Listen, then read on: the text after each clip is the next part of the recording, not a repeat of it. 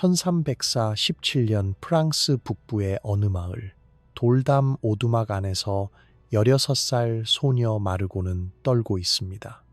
그녀의 옆에는 40이 넘은 남편 헨리크가 서 있고요. 오늘 밤이 그들의 첫날 밤입니다. 하지만 이건 단 둘만의 순간이 아닙니다. 문 밖에는 마을 사람들이 모여 있거든요. 귀를 문에 바짝 대고 말이죠. 그들은 무엇을 기다리고 있을까요? 비명 소리입니다. 고통의 비명. 왜냐하면 그것만이 마르고가 처녀였다는 증거니까요. 이게 중세 유럽의 신혼 첫날 밤 현실입니다. 로맨스? 없습니다. 프라이버시? 상상도 할 수 없는 개념이죠. 사랑? 그건 계약서 어디에도 적혀 있지 않았습니다. 마르고의 결혼은 거래였습니다. 그녀의 아버지가 헨리크에게 2마리의 소와 은화, 몇 잎을 받고 딸을 판 거예요. 협상은 석 달 전에 끝났습니다. 시장날 술집에서 남자들끼리. 마르고는 그 자리에 없었어요. 여자들은 그런 대화에 참석하지 않았으니까요. 그녀가 처음 헨리크를 본 건 결혼식 당일 아침이었습니다. 그의 얼굴에 난 흉터를, 술 냄새를, 그의 차가운 눈빛을 그때 처음 봤죠. 마르고의 동의? 아무도 묻지 않았습니다. 그녀의 감정? 중요하지 않았어요. 중요한 건 단 하나, 그녀의 처녀성이었습니다. 그것이 가족의 명예였고 그것이 거래의 보증수표였으니까요. 만약 그녀가 처녀가 아니라면 그녀의 아버지는 소를 돌려줘야 했을 겁니다. 아니, 그보다 더 나쁜 일이 일어났겠죠. 마르고는 매질을 당하고 마을에서 쫓겨나고 평생 창녀로 낙인 찍혔을 겁니다. 문 밖 사람들의 속삭임이 들립니다. 그들은 웃고 있어요. 농담을 주고받으며 술을 마시죠. 어떤 여자는 자기 첫날 밤 이야기를 하고 남자들은 헨리크가 제대로 해낼 수 있을지 내기를 합니다. 마르고에게 이 모든 게 들립니다. 모든 단어가, 모든 웃음소리가 돌담을 뚫고 그녀의 귀에 밝히죠. 그녀는 무릎이 떨립니다. 손은 얼어붙고 입은 바짝 마릅니다. 헨리크는 그녀를 보며 말합니다. 빨리 끝내자. 부드러운 말이 아닙니다. 명령이에요. 왜냐하면 밖에서 기다리는 사람들이 있으니까. 증거를 원하는 사람들이. 그는 촛불도 끄지 않습니다. 어둠 속에서라도 마르고는 숨고 싶었지만 그조차 허락되지 않았죠. 이것이 바로 중세 유럽에서 친밀함의 의미였습니다. 그것은 개인적인 게 아니었어요. 공동체의 일이었죠. 마을 전체의 관심사였습니다. 여자의 몸은 그녀 자신의 것이 아니었어요. 가족의 재산이었고 남편의 소유물이었고 교회의 감시 대상이었습니다. 그리고 무엇보다도 그것은 증명되어야 할 상품이었죠. 검증되어야 할 물건이었습니다. 다음 날 아침 마르고는 피 묻은 시트를 창문 밖으로 내걸어야 했습니다. 마을 사람들이 볼 수 있게요. 그들은 모여서 고개를 끄덕입니다. 좋아, 순결했군. 여자들은 축하한다고 말하지만 눈빛은 동정으로 가득합니다. 남자들은 헨리크의 어깨를 두드리며 농담을 하죠. 만약 피가 없었다면 마르고는 거짓말쟁이가 되는 겁니다. 그녀의 가족은 수치를 당하고 결혼은 무효가 될 수 있었어요. 지참금은 몰수되고 마르고의 아버지는 마을에서 명예를 잃습니다. 최악의 경우 그녀는 마녀로 고발될 수도 있었습니다. 왜냐하면 처녀성을 잃은 여자가 그걸 숨겼다면 분명 악마와 거래를 했을 거라고 사람들은 믿었으니까요. 이게 끝이 아닙니다. 어떤 지역에서는 침대의식이라는 게 있었거든요. 신랑 신부가 침대에 누우면 하객들이 방 안으로 들어옵니다. 네, 진짜로요. 6명, 때로는 10명 이상이. 그들은 신부의 옷을 벗기고 신랑도 벗기고 두 사람을 침대에 눕힙니다. 그리고 축복을 하죠. 사제가 성수를 뿌립니다. 농담도 하고요. 외설적인 농담들. 그 다음에야 방을 나갑니다. 하지만 문 밖에 남아 있어요. 듣기 위해서, 확인하기 위해서. 동이라는 개념은 존재하지 않았습니다. 중세 법률 어디에도 아내의 동이라는 단어는 없었어요. 결혼은 남편에게 아내의 몸에 대한 영구적이고 철회 불가능한 권리를 주었습니다. 언제든지 어떤 방식으로든 아내가 거부하면 그건 죄였습니다. 신에 대한 불순종이었고 남편에 대한 반역이었죠. 교회는 가르쳤습니다. 아내는 남편에게 복종해야 한다. 마치 교회가 그리스도에게 복종하듯이. 이건 제안이 아니었어요. 법이었습니다. 신의 명령이었죠. 그래서 마르고는 떨고 있었던 겁니다. 그녀가 무서워한 건 헬리크만이 아니었어요. 고통만이 아니었어요.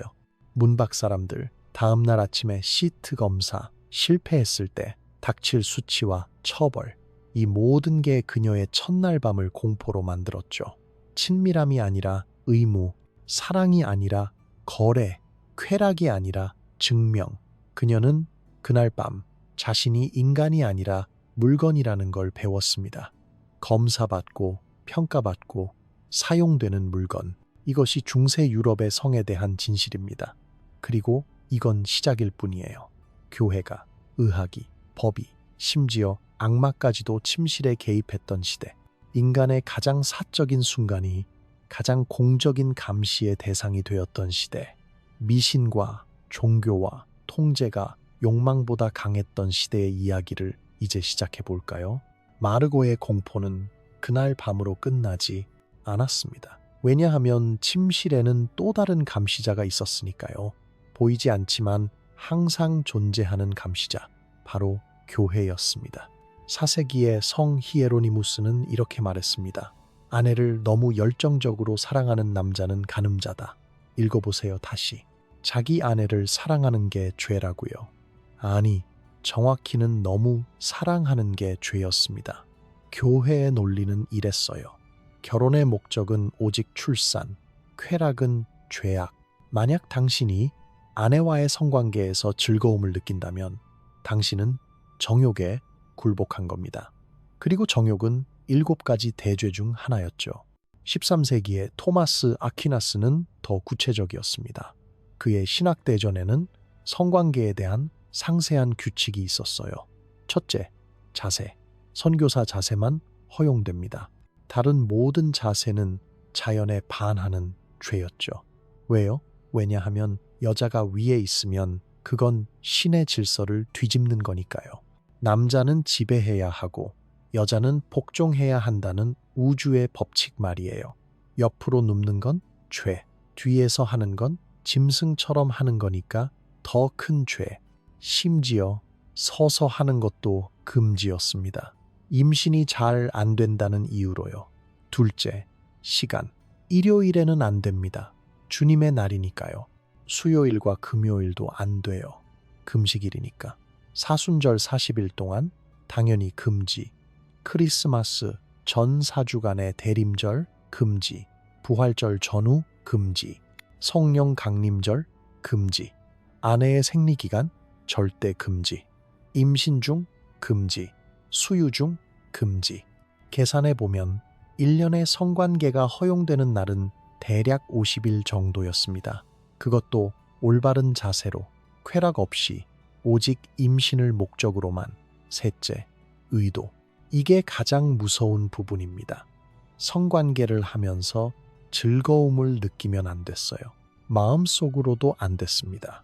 당신은 의무를 수행하는 겁니다. 기계적으로, 냉정하게. 만약 당신이 흥분한다면, 만약 당신이 원한다면 그건 정욕입니다. 죄예요. 지옥불에 떨어질 이유죠. 마르고는 이 모든 걸 알고 있었습니다. 그녀의 어머니가 가르쳐 줬거든요. 결혼식 전날 밤 어머니는 마르고에게 속삭였습니다. 아프지 않은 척 하지 마라. 즐기지 마라. 신이 보고 있다. 마르고는 이해하지 못했어요. 어떻게 즐길 수가 있겠어요? 하지만 어머니는 진지했습니다. 어떤 여자들은 느낀다고 한다. 그건 악마의 속임수야.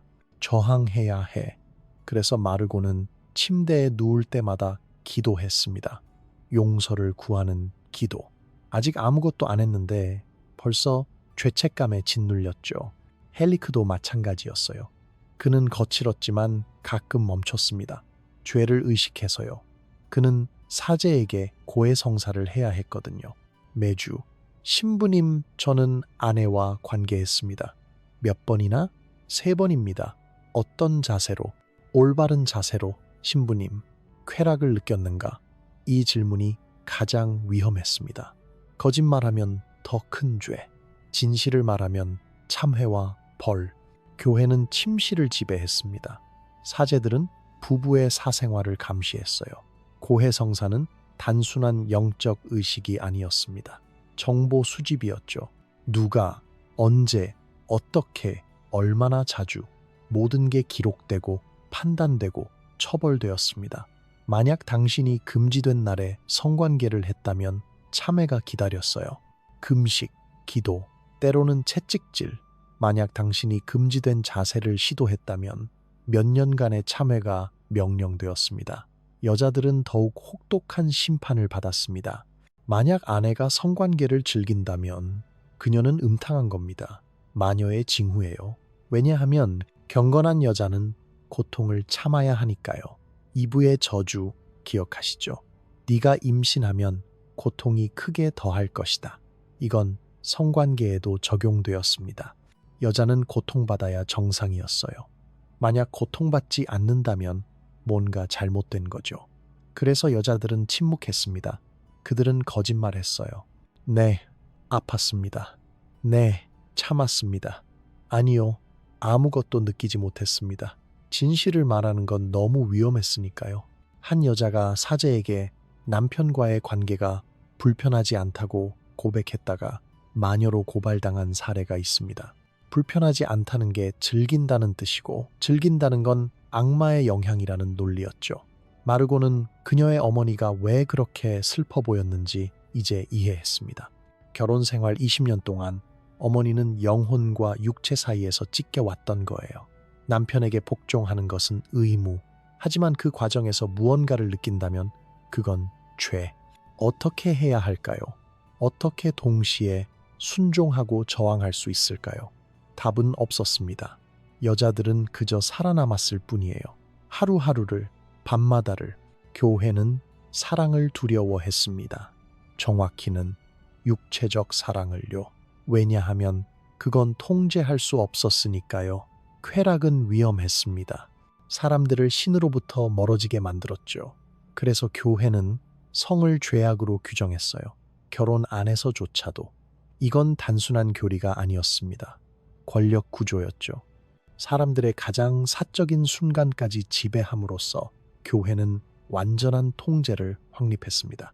마르고와 헬리크의 침실에는 촛불 하나와 십자가 하나가 있었습니다. 십자가는 그들을 바라보고 있었어요. 항상. 그리고 그들은 알았습니다. 신이 보고 있다고, 판단하고 있다고.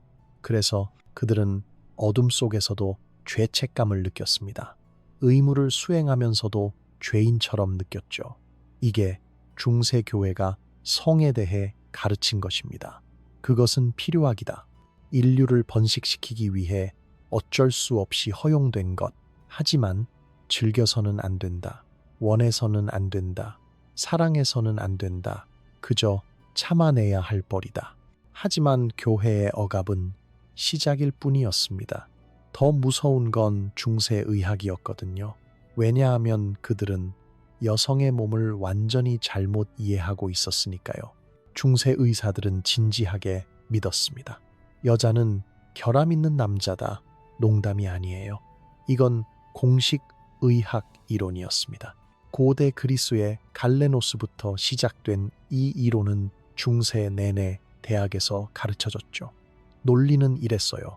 남자의 생식기는 밖으로 나와 있다. 완전하고 완성되었고 우월하다. 여자의 생식기는 안쪽으로 들어간 남자의 것. 뒤집힌 음경, 덜 발달한 미완성의 형태. 이게 얼마나 말도 안 되는 소리인지 아시죠? 하지만 이건 단순한 이론이 아니었어요. 법의 근거였습니다. 여자가 남자보다 열등하다는 과학적 증거였죠. 그리고 이 엉터리 의학은 수백 년간 여성들의 삶을 파괴했습니다. 더 끔찍한 건 이 이론의 결과였습니다. 중세 의사들은 믿었어요. 여자도 임신하려면 오르가즘을 느껴야 한다고. 왜냐하면 남자처럼 씨앗을 방출해야 하니까요. 그래서 만약 여자가 임신했다면 그건 그녀가 쾌락을 느꼈다는 증거라는 거죠. 이제 이게 왜 문제인지 아시겠어요? 강간당한 여자가 임신하면 어떻게 될까요? 사람들은 말했습니다. 그녀가 동의했음이 틀림없다. 왜냐하면 임신했으니까. 이 논리로 인해 수많은 강간 피해자들이 오히려 거짓말쟁이로 몰렸습니다. 법정에서 고발당했어요. 당신은 임신했다. 그러므로 당신은 즐겼다. 그러므로 그건 강간이 아니다. 1285년 영국에서 실제로 있었던 일입니다. 한 소녀가 영주의 아들에게 강간당하고 임신했어요. 그녀는 법정에 고소했습니다. 하지만 판사는 말했죠. 임신의 증거는 동의의 증거다. 소녀는 유죄 판결을 받았습니다. 거짓 고발죄로 그녀는 채찍질을 당하고 마을에서 추방되었습니다. 강간범은 아무 처벌도 받지 않았어요. 이게 중세의학이 여성들에게 한 일입니다. 그들의 몸을 무기로 만들었죠. 그들 자신에게 불리한 증거로. 하지만 더 기괴한 게 있었습니다. 방랑하는 자궁, 이론이요. 중세 의사들은 진지하게 믿었어요. 자궁이 몸 안을 돌아다닌다고. 네, 정말로요. 그들은 생각했습니다. 자궁은 독립적인 생물이다. 마치 몸 안의 동물처럼 움직이고 배회한다고요. 이론은 이랬습니다. 만약 여자가 오랫동안 성관계를 하지 않으면 자궁이 건조해진다. 그러면 자궁이 수분을 찾아 몸 속을 헤매기 시작한다는 거예요. 위로 올라가면 여자는 숨이 막힌다. 옆으로 가면 옆구리가 아프다. 심장 쪽으로 가면 죽을 수도 있다고 믿었죠. 이걸 뭐라고 불렀을까요? 히스테리아. 그리스어로 자궁을 뜻하는 단어에서 나온 말이에요. 모든 여성의 정신적, 육체적 증상이 자궁 때문이라고 생각했습니다. 두통, 자궁, 우울증, 자궁, 화를 내나요? 자궁이 잘못된 위치에 있는 거죠. 치료법은 더 기괴했습니다. 첫 번째 방법, 향기로 자궁을 유인한다. 의사들은 여자의 질에 좋은 냄새가 나는 것을 넣었어요. 꽃, 향신료, 향수. 그러면 자궁이 그 냄새를 따라 제자리로 돌아온다는 논리였습니다. 동시에 코 아래에는 역겨운 냄새를 놓았죠. 썩은 고기, 똥, 구토물, 자궁이 그 냄새를 피해 아래로 도망가게 하려는 거였어요. 두 번째 방법은 더 직접적이었습니다. 의사가 아니면 산파가 여자의 성기를 직접 자극하는 거예요. 의학적 마사지라고 불렀습니다. 이게 무슨 뜻인지 아시죠? 네, 맞습니다. 그들은 여자를 오르가즘에 이르게 했어요. 왜냐하면 그게 자궁을 진정시킨다고 믿었으니까요. 아이러니하게도 이게 실제로 효과가 있었습니다. 왜요? 여성들이 히스테리아로 진단받은 이유의 대부분은 성적 좌절과 억압 때문이었거든요. 그들은 쾌락을 느낄 권리가 없었고 그것을 원하는 것조차 죄였어요. 그래서 몸이 반응했던 겁니다. 우울증, 불안, 신체 증상으로. 그리고 의사들은 무의식적으로 올바른 치료를 했던 거죠. 하지만 이유는 완전히 틀렸습니다. 마르고도 이런 치료를 받았습니다. 결혼 2년 차에 그녀는 계속 아팠어요. 두통, 복통, 숨이 차는 증상. 현대의학으로 보면 명백한 불안과 우울증이었죠. 하지만 중세 의사는 진단했습니다. 히스테리아, 방랑하는 자궁. 그는 마르고를 침대에 눕혔습니다. 그녀의 다리를 벌리고 악취, 나는 연기를 얼굴에 피웠어요. 그리고 손을 넣었죠. 마르고는 울었습니다. 수치심과 혼란으로. 이게 치료라고? 이게 의학이라고? 하지만 그녀는 저항할 수 없었어요. 이건 의사의 명령이었고 남편이 허락했고 그녀의 건강을 위한 거였으니까요. 여성들이 실제로 필요했던 건 뭐였을까요? 자율성이었습니다. 존중, 자기 몸에 대한 이해. 하지만 중세의학은 그 어떤 것도 제공하지 않았어요.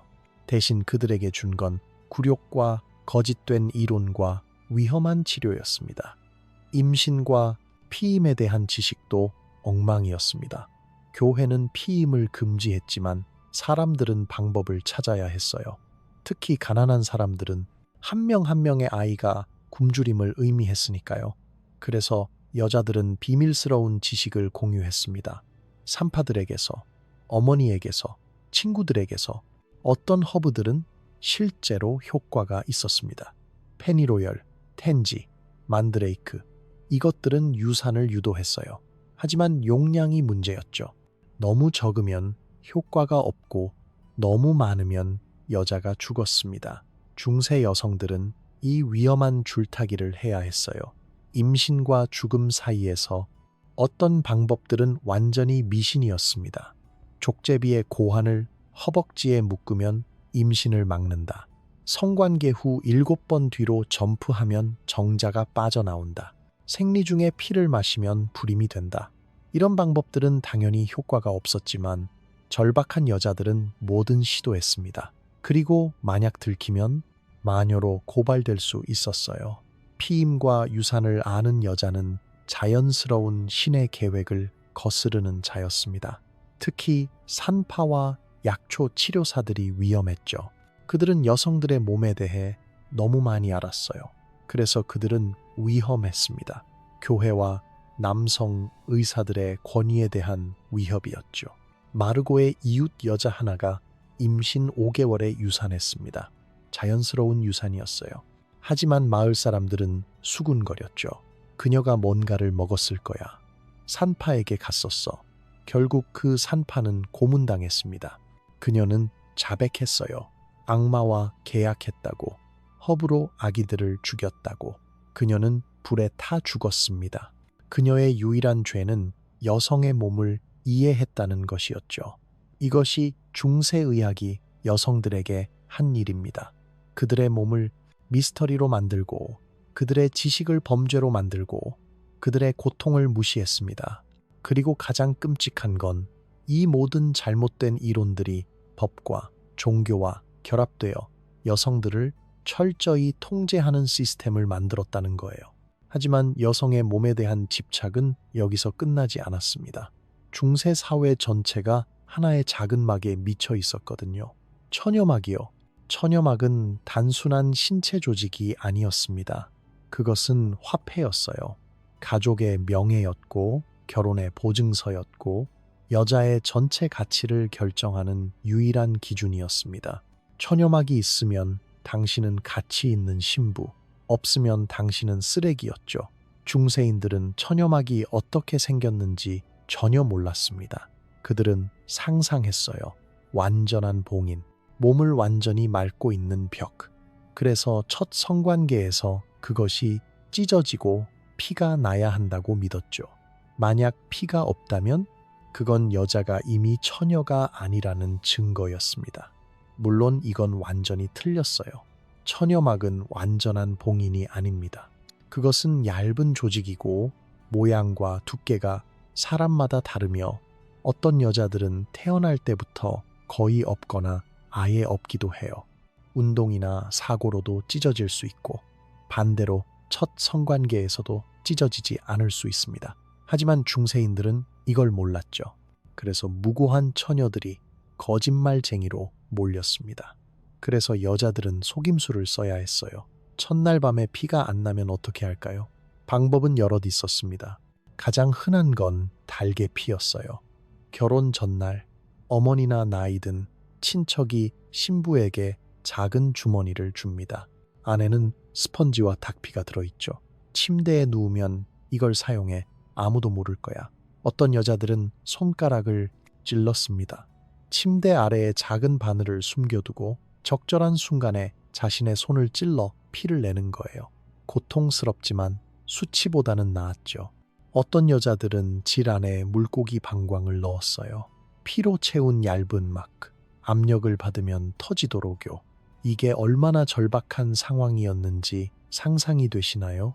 여자들이 자신의 몸을 속이고 피를 조작하고 거짓 증거를 만들어야 했던 거예요. 왜냐하면 진실은 아무도 믿지 않았으니까요. 저는 처녀입니다. 하지만 제 몸이 다른 것처럼 보일 수 있어요. 이런 설명은 받아들여지지 않았습니다. 피만이 증거였죠. 마르고는 운이 좋았어요. 그녀는 실제로 처녀였고 실제로 피가 났으니까요. 하지만 그녀의 친구 카트린은 달랐습니다. 카트린은 어릴 때 말에서 떨어진 적이 있었어요. 그때 다쳤죠. 그녀는 처녀였지만 첫날 밤에 피가 나지 않았습니다. 남편은 분노했어요. 그는 카트린의 아버지에게 달려가 소를 돌려달라고 요구했습니다. 카트린의 가족은 수치를 당했고 카트린은 매를 맞았어요. 그녀는 울면서 맹세했습니다. 저는 다른 남자와 결코, 하지만 아무도 믿지 않았죠. 결국 문제는 교회 법정으로 갔습니다. 그리고 여기서 더 끔찍한 일이 벌어졌어요. 법정은 카트린의 몸을 검사하기로 결정했습니다. 네, 공개적으로요. 3명의 숙련된 여자들, 보통은 나이든 산파들이 카트린을 검사했죠. 법정 한가운데서 판사들이 지켜보는 가운데 그들은 카트린의 다리를 벌렸습니다. 그들은 들여다보고 만지고 토론했어요. 이건 오래된 상처처럼 보여. 아니야, 최근 거 같은데. 카트린은 테이블 위에 누워 울고 있었습니다. 그녀의 가장 사적인 부분이 낯선 사람들에게 공개되고 판단받고 증거로 사용되고 있었죠. 결론은 불확실, 증거 불충분. 하지만 의심은 남았습니다. 카트린은 평생 그 여자로 불렸어요. 진짜 처녀였는지 의심스러운 여자. 그녀의 남편은 그녀를 학대했습니다. 왜냐하면 그는 속았다고 느꼈으니까요. 카트린은 5년 후 산욕으로 죽었습니다. 아마도 구원이었을 거예요. 이런 검사는 드문 일이 아니었습니다. 결혼 분쟁이 생기면 교회 법정은 자주 처녀성 검사를 명령했어요. 여자의 몸은 증거가 되었죠. 범죄 현장처럼 조사되고 분석되었습니다. 그리고 판결은 거의 항상 여자에게 불리했어요. 심지어 결혼이 성사된 후에도 감시는 계속되었습니다. 교회법은 결혼이 완성되려면 성관계가 있어야 한다고 규정했거든요. 그래서 만약 신랑이 성관계를 하지 못하면 결혼은 무효였어요. 이건 여러 문제를 일으켰습니다. 어떤 경우 신랑이 발기부전이라는 의심이 들면 법정은 그를 시험했습니다. 어떻게요? 그를 창녀들과 함께 방에 넣는 거예요. 만약 그가 그들과 성관계를 할 수 있다면 문제는 아내에게 있는 겁니다. 그녀가 충분히 매력적이지 않거나 아니면 마법을 걸어서 남편을 무능하게 만든 거죠. 만약 그가 창녀들과도 할 수 없다면 그는 무능하고 결혼은 무효였습니다.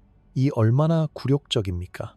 부부의 가장 사적인 문제가 공개 재판이 되는 거예요. 증인들이 불려 나왔습니다. 네, 저는 비명 소리를 들었습니다. 아니요, 그 밤에는 소리가 없었어요. 침대 시트가 증거로 제출되었죠. 사람들은 법정에서 부부의 성생활을 토론했습니다. 마르고는 이 모든 걸 알고 있었어요.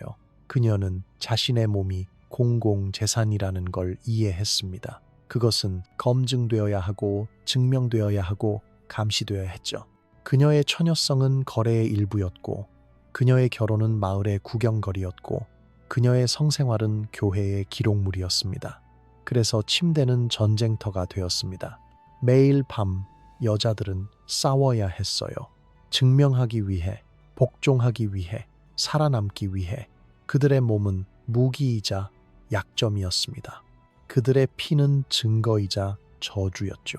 그리고 이 모든 것을 지배하는 건 하나의 작은 막에 대한 집착이었습니다.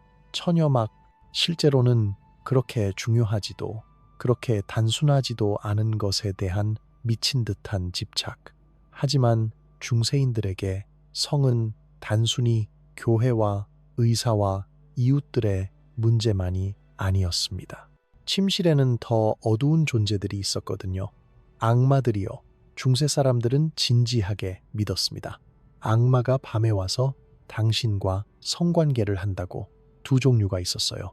서큐버스, 여성 형태의 악마는 남자를 유혹했습니다. 인큐버스, 남성 형태의 악마는 여자를 범했죠. 그리고 이건 단순한 악몽이 아니었어요. 실제 범죄였습니다.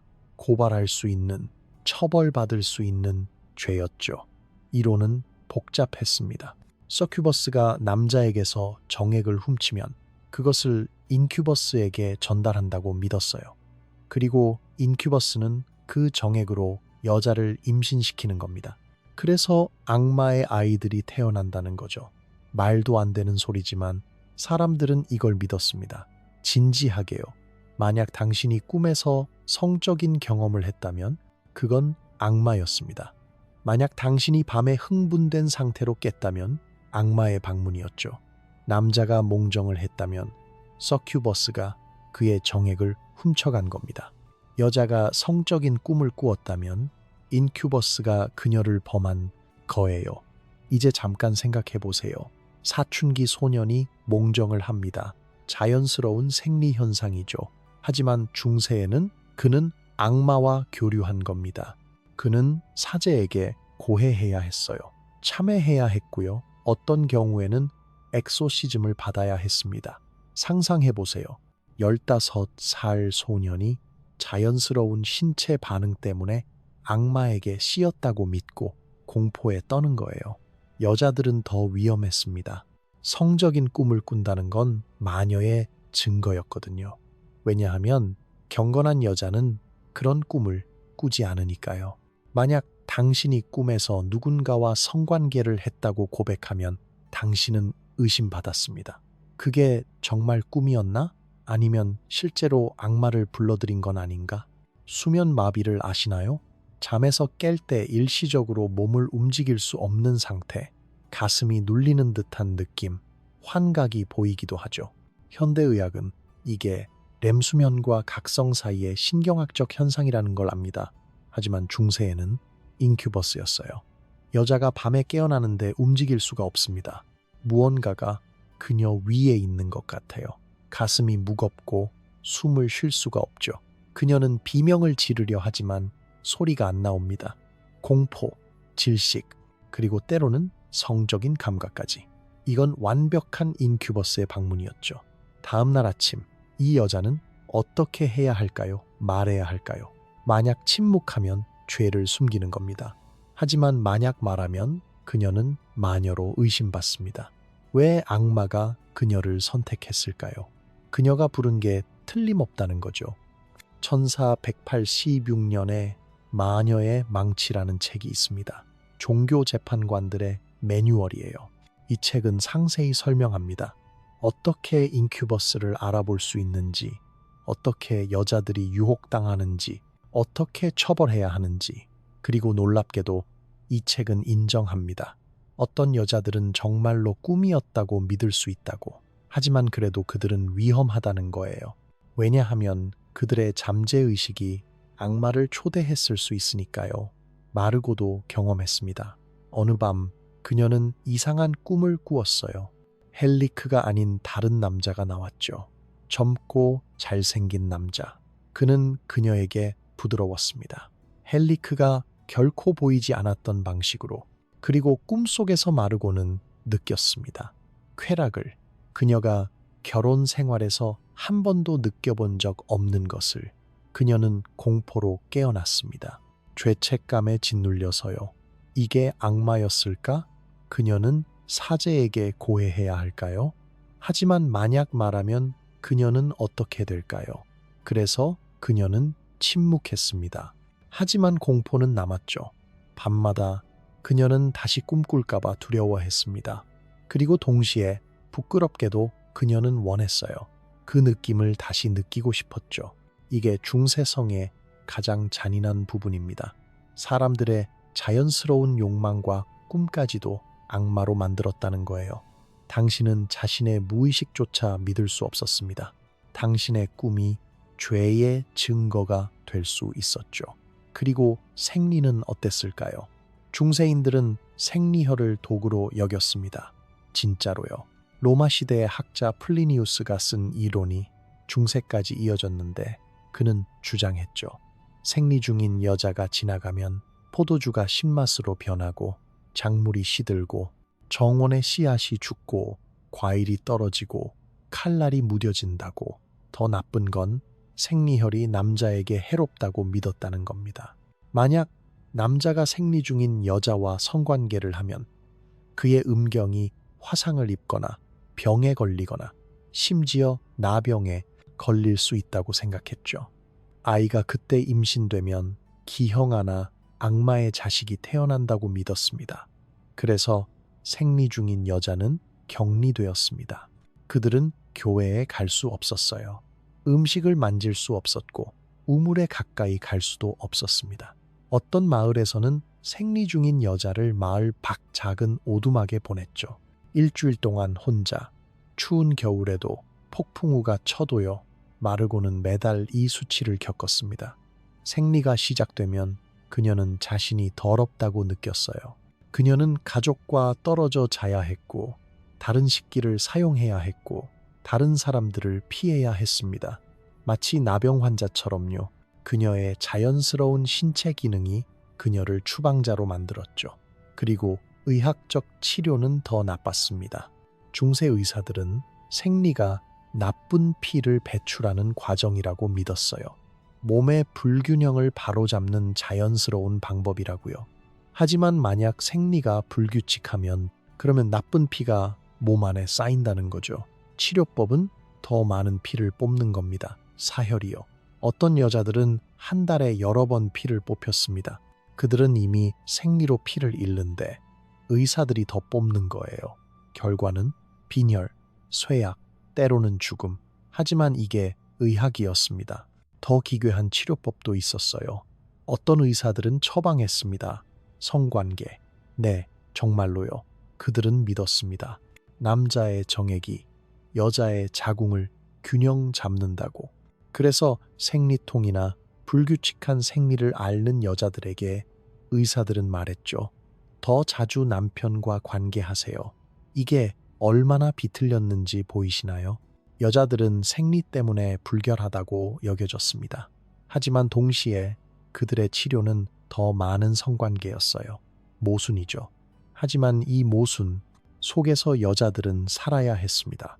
어떤 여자들은 자신만의 해결책을 찾았습니다. 재사용 가능한 천 조각들, 생리대의 원시적 형태였죠. 그들은 이것들을 밤에 몰래 씻었어요. 달빛 아래서 아무도 보지 않을 때. 왜냐하면 생리혈이 묻은 물조차 저주받았다고 믿었으니까요. 산파들과 현명한 여자들은 비밀스러운 지식을 가지고 있었습니다. 어떤 허브가 생리통을 완화하는지, 어떻게 생리 주기를 추적하는지, 언제 임신 가능성이 높은지 이 지식은 조심스럽게 전달되었어요. 어머니에게서 딸에게, 친구에게서 친구에게, 절대 공개적으로는 아니었죠. 왜냐하면 이런 지식 자체가 위험했으니까요. 마르고의 어머니는 그녀에게 가르쳐줬습니다. 달을 관찰하는 법, 몸의 신호를 읽는 법. 하지만 이걸 남자들에게 말하지 마라. 특히 사제에게는. 이 지식은 여자들의 유일한 권력이었습니다. 자신의 몸을 조금이나마 이해하고 통제할 수 있는 능력. 하지만 그것조차 비밀이어야 했죠. 악마와 생리, 꿈과 피. 중세는 이 모든 것을 두려움의 대상으로 만들었습니다. 그리고 그 두려움의 중심에는 항상 여성의 몸이 있었어요. 통제할 수 없고 이해할 수 없고 그래서 위험한 것으로 여겨진 몸 말이죠. 성은 단순한 생물학적 행위가 아니었습니다. 그것은 권력이었어요. 사회적 지위, 명예, 생존의 문제였죠. 중세인들은 점성술을 성에도 적용했습니다. 당신의 별자리가 성적 능력을 결정한다고 믿었어요. 화성의 영향을 받은 사람은 열정적이고 토성의 영향을 받은 사람은 차갑다는 식이었죠. 결혼할 때도 별자리 궁합을 봤습니다. 점성술사가 말했어요. 이 두 사람의 별은 맞지 않습니다. 성적 조화가 없을 겁니다. 그리고 체액 이론이 있었습니다. 중세 의학의 핵심이었죠. 몸에는 4가지 체액이 있다. 혈액, 점액, 황담즙, 흑담즙. 이것들의 균형이 당신의 성격과 성적 능력을 결정한다고 믿었어요. 혈액이 많으면 성욕이 강하고 점액이 많으면 무관심하다는 거죠. 치료법은 균형을 맞추는 겁니다. 성욕이 너무 강하면 차가운 음식을 먹어야 했어요. 물고기, 채소, 물. 성욕이 약하면 뜨거운 음식이 필요했죠. 고기, 와인, 향신료. 의사들은 진지하게 식단으로 성생활을 조절할 수 있다고 믿었습니다. 하지만 성은 의학보다 더 중요한 것이었습니다. 명예의 문제였거든요. 남자에게 성적 능력은 남성성의 증거였어요. 강한 남자, 진짜 남자는 성적으로 왕성해야 했습니다. 만약 남자가 발기부전이면 그는 조롱받았죠. 반쪽짜리 남자, 여자 같은 놈, 그의 사회적 지위가 추락했습니다. 반대로 여자에게는 순결이 명예였습니다. 순결한 여자는 가치 있고 순결하지 않은 여자는 쓰레기였죠. 이 이중잣대는 모든 걸 지배했습니다. 남자는 성 경험이 많을수록 존경받았어요. 여자는 경험이 전혀 없어야 존경받았죠. 그리고 강간은 어떻게 다뤄졌을까요? 중세법에서 강간은 재산범죄였습니다. 여자에 대한 범죄가 아니라 그녀의 아버지나 남편에 대한 범죄였죠. 왜냐하면 강간은 그녀의 가치를 떨어뜨렸으니까요. 그녀는 더 이상 순결하지 않았고 따라서 결혼시장에서 팔 수 없게 된 거예요. 처벌은 가해자의 계급에 따라 달랐습니다. 귀족이 농민 여자를 강간했다면 벌금, 그것도 적은 액수, 때로는 전혀 처벌받지 않았어요. 하지만 농민이 귀족 여자를 강간했다면 사형, 거세 후 교수형, 공개처형이었죠. 그리고 만약 여자가 저항하지 않았다고 판단되면 그건 강간이 아니었습니다. 법정은 물었어요. 당신은 비명을 질렀나? 당신은 싸웠나? 상처는 어디 있나? 만약 눈에 보이는 상처가 없으면 그녀는 저항하지 않은 겁니다. 그리고 저항하지 않았다면 그건 동의였다는 거죠. 한 여자가 칼에 위협당해 강간당했습니다. 그녀는 움직이지 못했어요. 죽을까봐 두려워서. 하지만 법정은 말했죠. 당신은 상처가 없다. 그러므로 당신은 저항하지 않았다. 그러므로 당신은 동의했다. 강간범은 무죄 방면되었습니다. 간통은 어땠을까요? 이것도 이중잣대였습니다. 남편이 바람을 피우면 그건 자연스러운 일이었어요. 남자는 성욕이 강하니까. 하지만 아내가 바람을 피우면 그건 반역이었죠. 재산을 훔치는 것과 같았습니다. 왜냐하면 아내는 남편의 소유였으니까요. 처벌도 달랐습니다. 간통한 남자는 보통 벌금을 냈어요. 때로는 참회를 했죠. 하지만 간통한 여자는 어떤 지역에서는 남편이 그녀를 죽일 권리가 있었습니다. 합법적으로요. 그는 그녀를 발견하는 즉시 그 자리에서 죽일 수 있었어요. 그리고 법은 그를 보호했습니다. 명예살인이라고 불렀죠. 마르고는 이런 사건을 목격했습니다. 이웃 여자가 빵 굽는 사람과 눈이 맞았어요. 그들은 만났습니다. 단 한 번. 하지만 그녀의 남편이 알아냈죠. 그는 그녀를 마을 광장으로 끌고 나왔습니다. 모든 사람들이 보는 앞에서 그녀를 때렸어요. 주먹으로, 발로, 채찍으로. 그녀는 피를 흘리며 땅에 쓰러졌습니다. 그리고 남편은 외쳤죠. 이게 배신자에게 일어나는 일이다. 사람들은 박수를 쳤습니다. 그들은 그를 정의로운 남자라고 불렀어요. 그녀는 죽지 않았지만 평생 불구로 살았습니다. 그리고 아무도 그녀를 동정하지 않았어요. 그런데 아이러니하게도 중세에는 궁정식 사랑이라는 개념도 있었습니다. 기사들이 귀부인을 숭배하는 낭만적 전통이요. 시를 쓰고 세레나데를 하고 그녀를 위해 싸웠죠. 하지만 여기에 규칙이 있었습니다. 이 사랑은 성사되어서는 안 된다. 진짜예요. 궁정식 사랑은 플라토닉해야 했습니다. 정신적이어야 했죠. 왜냐하면 육체적으로 성사되면 그건 더 이상 고귀한 사랑이 아니었으니까요. 그냥 정욕이었죠. 그래서 기사들은 손도 못 대는 여자를 갈망했습니다. 보통은 다른 남자의 아내를요. 이게 얼마나 뒤틀렸는지 보이시나요? 남자들은 다른 남자의 아내를 사랑할 수 있었습니다. 시를 쓰고 선물을 주고 헌신할 수 있었어요. 하지만 실제로 그녀와 함께 있을 수는 없었죠. 그리고 이게 순수한 사랑이라고 칭송받았습니다. 동시에 같은 남자들이 자기 아내와는 의무적인 성관계를 했어요. 사랑 없이 존중 없이 그저 상속자를 만들기 위해서 사랑과 성이 완전히 분리되었던 겁니다. 성은 의무, 사랑은 환상이었죠. 어떤 지역에서는 번들링이라는 관습이 있었습니다. 결혼 전 젊은 남녀가 같은 침대에 누워 대화하는 거예요. 하지만 그들 사이에는 나무 판자가 있었습니다. 말 그대로 물리적 장벽이요. 그들은 이야기할 수 있었지만 만질 수는 없었죠. 이게 구애의 일부였습니다. 부모들은 이걸 허락했어요. 왜냐하면 판자가 있으니까요. 하지만 당연히 어떤 커플들은 방법을 찾았죠. 판자 위로, 아래로, 옆으로. 그리고 만약 임신이 되면 그러면 결혼이 급하게 진행되었습니다.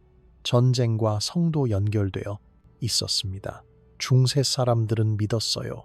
성관계가 남자를 약하게 만든다고. 정액이 남자의 생명력이고 그것을 잃으면 전투에서 약해진다는 거죠. 그래서 전쟁 전에는 금욕이 명령되었습니다. 기사들은 전투 며칠 전부터 아내와 떨어져 지냈어요. 그들은 기도하고 금식하고 순결을 지켰습니다. 성적 에너지를 전투 에너지로 전환한다는 개념이었죠. 하지만 전쟁 후에는 그러면 약탈과 강간이 뒤따랐습니다. 정복한 마을의 여자들이 전리품이 되었죠. 마르고의 마을도 한 번 습격당했습니다. 그녀는 13살이었어요. 병사들이 왔을 때 여자들은 지하실에 숨었습니다. 그들은 숨을 죽이고 기도하고 발걸음 소리가 지나가기를 기다렸죠. 마르고는 그날의 공포를 평생 잊지 못했습니다. 만약 발견됐다면 무슨 일이 벌어졌을지. 이게 중세의 성이었습니다. 권력의 도구, 명예의 척도, 처벌의 대상. 그것은 사랑과 무관했고 쾌락과도 무관했어요. 그것은 통제에 관한 것이었습니다. 누가 누구를 소유하는가, 누가 누구를 지배하는가. 그리고 이 모든 게임에서 여자들은 항상 졌습니다. 교회의 감시는 더욱 체계적으로 발전했습니다. 13세기부터 고해 성사는 의무가 되었어요. 모든 기독교인은 최소한 1년에 한 번은 고해해야 했죠. 그리고 사제들은 물었습니다. 세밀하게, 침투적으로 참회 지침서라는 책이 있었습니다. 사제들을 위한 매뉴얼이요. 이 책에는 질문 목록이 있었어요. 몇 번이나 성관계를 했는가? 어떤 자세였는가? 쾌락을 느꼈는가? 배우자가 아닌 다른 사람을 생각했는가? 심지어 혼자서 자신을 만졌는가까지 상상해 보세요.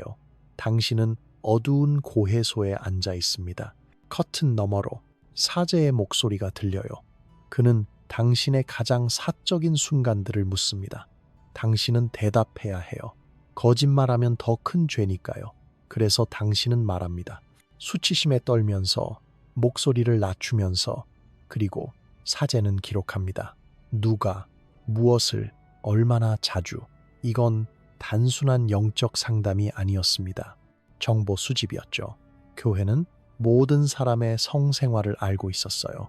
누가 규칙을 어겼는지, 누가 의심스러운지, 그리고 이 정보는 사용되었습니다. 권력을 위해, 통제를 위해, 처벌은 가혹했습니다. 금지된 성행위를 한 사람들은 공개 참회를 해야 했어요. 교회 문 앞에 서서 맨발로, 때로는 반쯤 벗은 채로 사람들이 지나가면서 그들에게 침을 뱉었죠. 돌을 던지기도 했습니다. 더 심각한 경우에는 육체적 처벌이 있었습니다. 간통한 남자는 거세당할 수 있었어요. 여자는 그녀는 우리에 갇혔습니다. 말 그대로 나무 우리예요. 마을 광장 한가운데 며칠 동안, 때로는 몇 주 동안 사람들은 그녀를 보러 왔습니다. 웃고 조롱하고 썩은 음식을 던졌죠. 어떤 지역에서는 수치의 가면이 있었습니다. 금속으로 만든 가면이요. 가늠한 여자의 머리에 씌웠습니다. 가면은 무거웠고 안쪽에는 가시가 있어서 입을 움직이면 피가 났어요. 그녀는 이 가면을 쓰고 마을을 걸어야 했습니다. 모두가 볼 수 있게. 그리고 정조대가 있었습니다.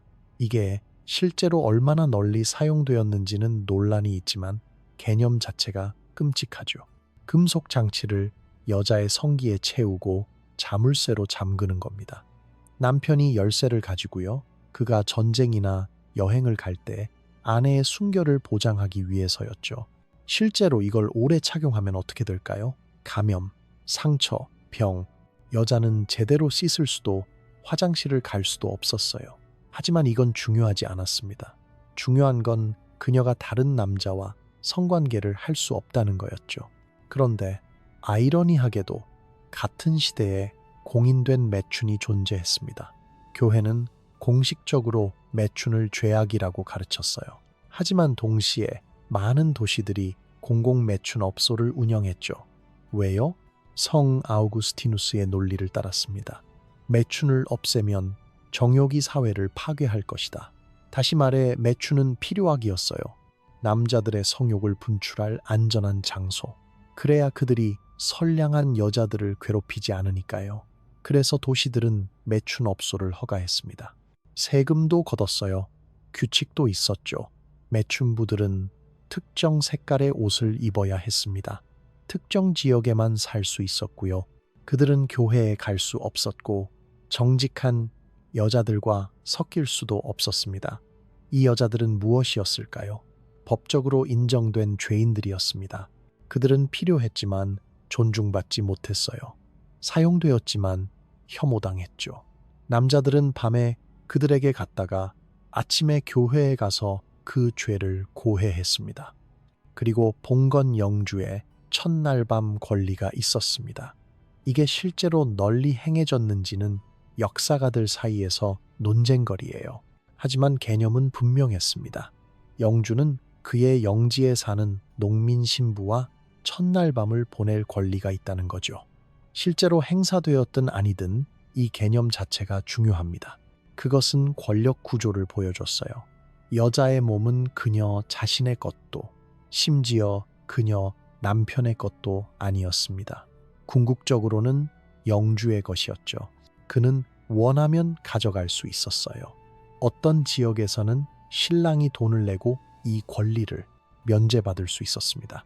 그래서 이건 또 다른 세금이 되었죠. 영주는 실제로 신부와 자지 않았어요. 하지만 신랑은 돈을 내야 했습니다. 자기 아내를 사기 위해서요. 마르고의 헬리크도 이 돈을 냈습니다. 은화 세닙. 그가 1년 동안 모은 돈이었어요. 하지만 그는 냈습니다. 왜냐하면 영주가 마르고를 만지는 상상을 할 수 없었으니까요. 아이러니죠. 그는 마르고를 사랑하지 않았어요. 하지만 그녀는 그의 재산이었고 재산은 보호해야 했으니까요. 전쟁 전 금욕도 엄격하게 시행되었습니다. 기사들은 전투 전 일주일 동안 성관계를 금지당했어요. 사제들이 감시했습니다. 만약 누군가 규칙을 어기면 그는 겁쟁이로 여겨졌죠. 전투에서 지면 사람들은 말했습니다.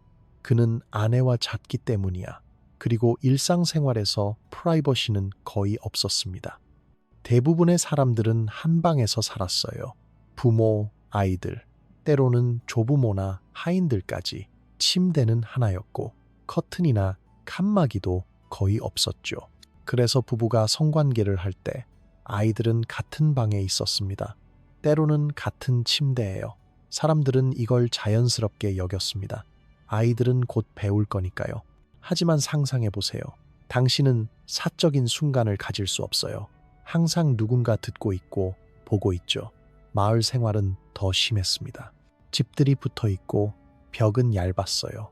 이웃들은 모든 걸 들었습니다. 비명 소리, 신음 소리, 침대 삐걱거리는 소리. 그들은 알았어요. 누가 언제 성관계를 하는지. 그리고 그들은 세었죠. 수요일에 금지된 날인데 사순절에 큰 죄네. 이 정보는 퍼졌습니다. 우물에서, 시장에서, 교회 앞에서. 저 집은 어젯밤에 시끄러웠어. 금식일인데도 말이야. 그러면 사제가 알게 되고 부부는 불려나가고 질문받고 처벌받았습니다. 이게 중세의 일상이었습니다. 완전한 감시, 완전한 통제. 당신의 침실은 공공장소였어요. 당신의 몸은 공공재산이었고요. 당신은 혼자일 수 없었고 비밀을 가질 수도 없었습니다. 그런데 이 모든 억압 속에서도 사람들은 방법을 찾았습니다. 금지된 만남을 위한 비밀 장소들, 숲속, 창고, 버려진 건물. 위험했지만 어떤 사람들은 감행했어요. 몇 분간의 자유를 위해, 몇 분간의 쾌락을 위해, 그리고 그들이 잡히면 처벌은 가혹했습니다. 하지만 그럼에도 불구하고 사람들은 계속 시도했어요. 왜냐하면 인간의 욕망은 억압될 수 없으니까요. 통제할 수 있고 처벌할 수 있지만 완전히 제거할 수는 없었습니다. 이게 중세성의 역설이었습니다. 완전한 통제를 향한 시도가 완전한 반항을 낳았던 거죠. 그래서 우리는 다시 마르고와 헬리크의 오두막으로 돌아옵니다. 촛불이 깜박이는 어두운 방. 이제 우리는 압니다. 그들을 둘러싼 모든 힘을, 모든 규칙을, 모든 두려움을. 하지만 그럼에도 불구하고 사람들은 살았습니다. 사랑했고, 욕망했고, 때로는 반항했어요. 억압 속에서도 인간성은 살아남았죠. 이게 중세성의 진짜 이야기입니다. 통제와 자유 사이의 끝없는 전쟁, 그리고 그 전쟁은 아직도 계속되고 있습니다. 이 이야기가 흥미로우셨다면 좋아요와 구독 부탁드립니다. 채널 멤버십에 가입하시면 새로운 영상을 미리 보실 수 있어요. 여러분의 생각을 댓글로 남겨주세요. 과거의 이야기로 또 만나요.